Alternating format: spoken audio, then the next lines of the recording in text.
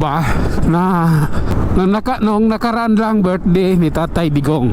So birthday niya, may nag-celebrate dito sa Pilipinas at mayroon din sa Netherlands. Maraming Pilipino dun sa Netherlands, maraming Pilipino rin dito sa Pilipinas. At ang nakakaiba lang, dahil kahit si BP Sara hindi Duterte nagulat dahil maraming dumalo sa birthday ni Rodrigo Roa Duterte sa Davao na mga hindi taga Davao. Siyempre, diba, nagulat siya dahil doon sila si Attorney Rowena Guanzon, si Congressman Libiste, si Congressman Kiko Barsaga, diba?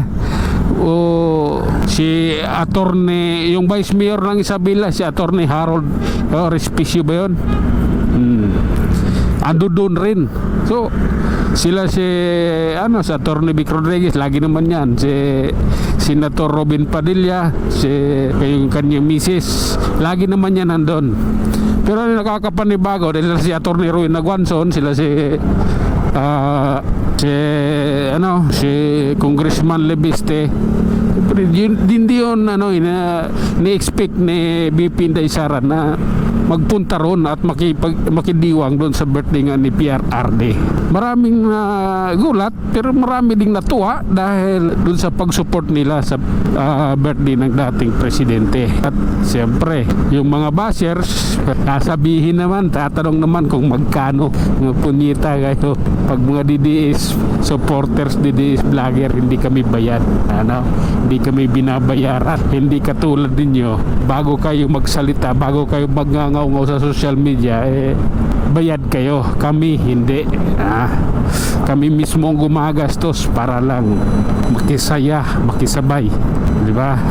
Sariling gastos yan. O, tama mo yan? Si Congressman Libiste galing ng Batangas. Si Congressman Kiko Barsaga, Cavite.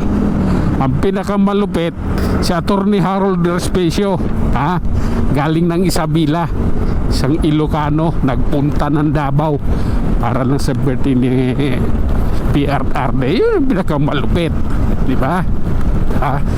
At si Attorney Rowena Guanzon, galing pang Negros yun. Kababayan ko yun, si Attorney Guanzon, taga Negros ako. Di ba? So nandun sila, nagsalita sila, sa stage sila, at yung todo ang kanilang suporta para sa candidacy ni BP Inday Sara Duterte sa 2028. Buo ang kanilang suporta pagtatakbong presidente si BP Inday Sara.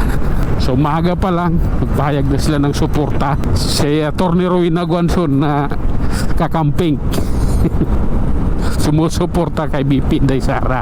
So isang isang magandang pangitain yan na hindi lahat ng kakamping kakampi kay Reza Hontiveros or sino man yung kanilang kandidato pagka-presidente.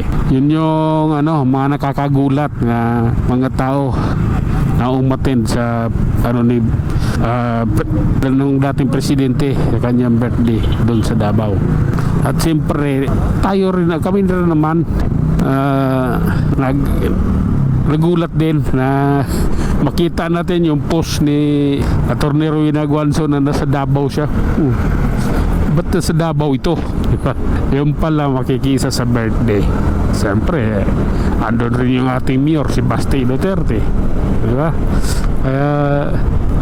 Buo, kahit wala man dito yung birthday celebrant, wala man dito sa Pilipinas, kinidnap naman ni Marcos, pero kahit ganun pa man ay maraming taong nakiisa para lang sa kanyang kaarawan. Kaya hindi siya malilimutan ng masang Pilipino. Hindi siya malilimutan yung mga ginawa niya sa bayan nung siya'y nakaupo. Nakatatak yun sa isipan ng bawat Pilipino. Yun lang, hanggang sa muli. Maraming salamat.